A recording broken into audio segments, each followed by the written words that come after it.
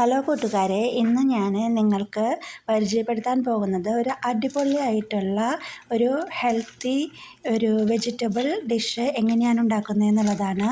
അതിന് വേണ്ടിയിട്ട് ഞാൻ ഇവിടെ എടുത്തിരിക്കുന്നത് ചെറുപയറാണ്. മുളപ്പിച്ച ചെറുപയറാണ് ഞാൻ എടുത്തിരിക്കുന്നത്.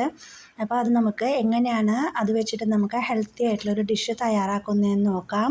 അപ്പോൾ ആദ്യമായിട്ട് നമുക്കതിന് 2-3 ഉള്ളി എടുക്കണം.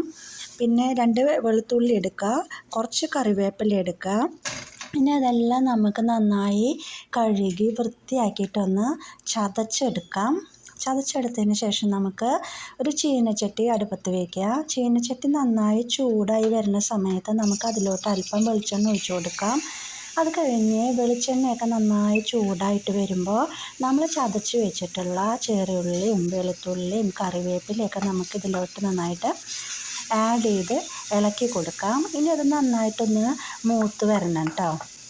ചെറുപയർ മുളപ്പിക്കുന്നതൊക്കെ എനിക്ക് തോന്നുന്നു നിങ്ങൾക്ക് അറിയാമെന്നുള്ളത്. നമ്മൾ വെള്ളത്തിലിട്ട് വെച്ച് അത് 2 ദിവസം നമ്മൾ ഒരു തുണിയിൽ, നനഞ്ഞ തുണിയിൽ കെട്ടി വെച്ച് കഴിഞ്ഞാൽ അതിന് മുള പൊട്ടി തുടങ്ങും.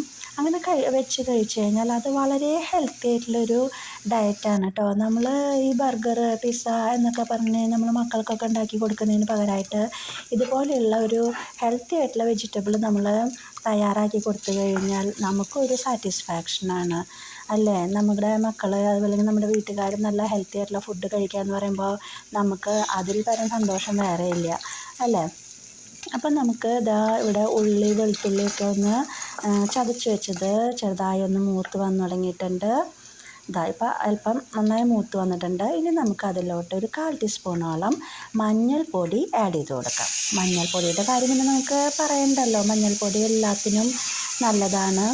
ആ മഞ്ഞൾപ്പൊടി ചേർത്തതിന് ശേഷം നമ്മളതിലോട്ട് നന്നായി കഴുകി വൃത്തിയാക്കിയിട്ടുള്ള ആ മുളപ്പിച്ച ചെറുപയർ നമ്മളതിലോട്ട് ഇട്ട് കൊടുക്കുകയാണ്. അതിട്ട് കൊടുത്ത് നന്നായി ഒന്ന് ഇളക്കി യോജിപ്പിച്ചതിന് ശേഷം നമുക്കതിലോട്ട് ആവശ്യത്തിന് വേണ്ട ഉപ്പ് ചേർത്ത് കൊടുക്കാം.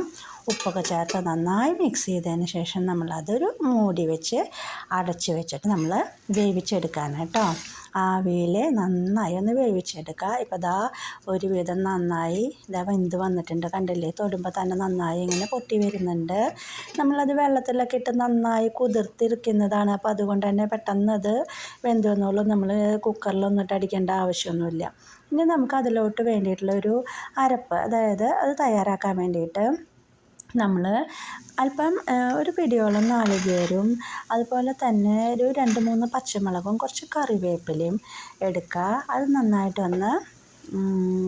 അരയ്ക്കണ്ട, ഒന്ന് ചതച്ചെടുക്കുന്ന പോലെ മിക്സിയുടെ ജാറിലോട്ടിട്ടൊന്ന് ചതച്ചെടുക്കാം. ഇവിടെ ചെറുപയറാണെങ്കിൽ അത് നന്നായി വെന്ത് വന്നിട്ടുണ്ട്. ഇപ്പോൾ ഞാൻ അതിലോട്ട് ചേർക്കേണ്ട കൂട്ട് അരച്ചെടുത്ത് കൊണ്ടുവന്നിട്ടുണ്ട്. അതെല്ലാം നമ്മുടെ ചെറുപയറിൻ്റെ മുകളിലോട്ട് തട്ടിപ്പൊത്തി വെച്ച് കൊടുക്കാമെന്ന് കേട്ടിട്ടില്ലേ, അതുപോലെ തട്ടിപ്പൊത്തി വെച്ച് കൊടുക്കുകയാണ്.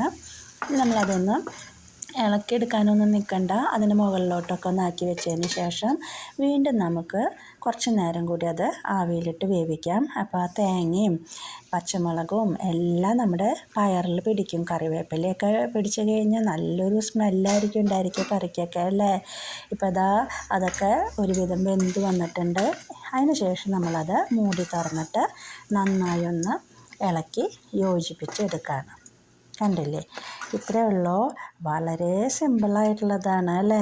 അതേസമയം നമുക്ക് വളരെ ഹെൽത്തി ആയിട്ടുള്ള ഒരു ഡയറ്റാണ് ഇപ്പോൾ നമ്മൾ തയ്യാറാക്കി കഴിഞ്ഞിട്ടുള്ളത്. ഇനി നമുക്ക് ചെറിയൊരു പൊടിക്കൈ കൂടി ചേർക്കാം. അതായത് അല്പം വെളിച്ചെണ്ണ അതിൻ്റെ മുകളിലോട്ട് ഞാൻ ചേർത്ത് കൊടുത്തിട്ടുണ്ട്. അതുപോലെ തന്നെ നമുക്കല്പം കറിവേപ്പിലയും കൂടിയും ചേർത്ത് കൊടുക്കാം, മുകളിലോട്ട് ഇട്ട് കൊടുക്കാം. ഇതൊക്കെ എന്ന് പറയുമ്പോൾ നമ്മുടെ കറിയുടെ ടേസ്റ്റ് ഒന്ന് എൻഹാൻസ് ചെയ്യാൻ വേണ്ടിയിട്ട് നമുക്ക് ഹെൽപ്പ് ചെയ്യാവുന്ന ചെറിയ പൊടിക്കൈകളാണ് കേട്ടോ. ഇതൊക്കെ ഒന്ന് പരീക്ഷിച്ച് നോക്കിക്കഴിഞ്ഞാൽ നമ്മുടെ കറി എത്ര സിമ്പിളായിട്ടുള്ള കറിയാണെങ്കിലും നല്ല ടേസ്റ്റ് നമുക്ക് തോന്നും. അതിന് ശേഷം നന്നായി മൂടി വെച്ചു. അപ്പോൾ ഇവിടെ നമ്മുടെ കറി റെഡിയായി.